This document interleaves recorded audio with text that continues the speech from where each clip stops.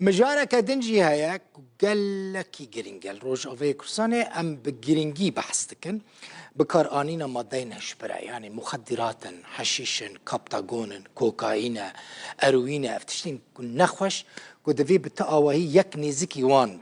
ماديان نبا أم بحثتكن افجي وكهشياريه كيجبوه دفي هشيار بن اقادار بن تجارة نزكي وان مادين خراب نكن كوزيانك قالك مزن دقينا جواكي دقينا انسانا دقينا حرتشتي هزين آسایش تشتكي باش کرنا ده سال 2023 دا چكرنا بنيرن هجمارة كمزن جوان كسان گرتنكو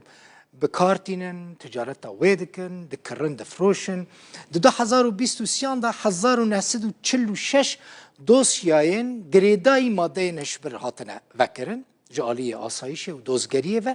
3300 کس بنیرن نهندکه 3300 کس به سوجه ماده نشبر هاتنه گرتن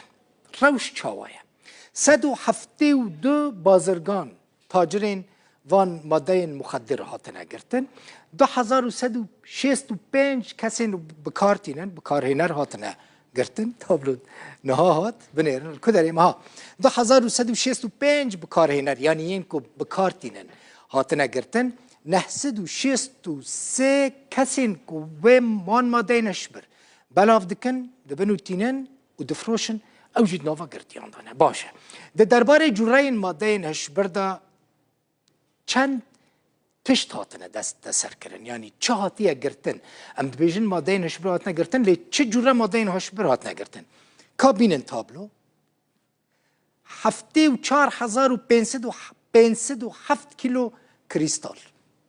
قدخیه او قاس هاتیه گرتن 74,557 کیلو کریستال 415,032 کیلو حشیش و 428 شتلين حشيشة جهات نگرتن هر وها نتنه اف 159 جغارين حشيشة حبين جور بجور كهات نگرتن يعني قال لك جورين حبين مادين هشبرهنا ين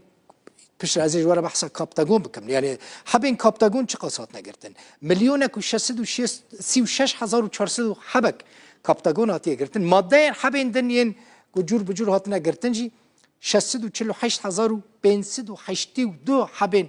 ماده نشبرین جدا جدا جور بجور هاتنا گرتن 7,742 کیلو هیروئین بنیر گلکه 7,742 کیلو هیروئین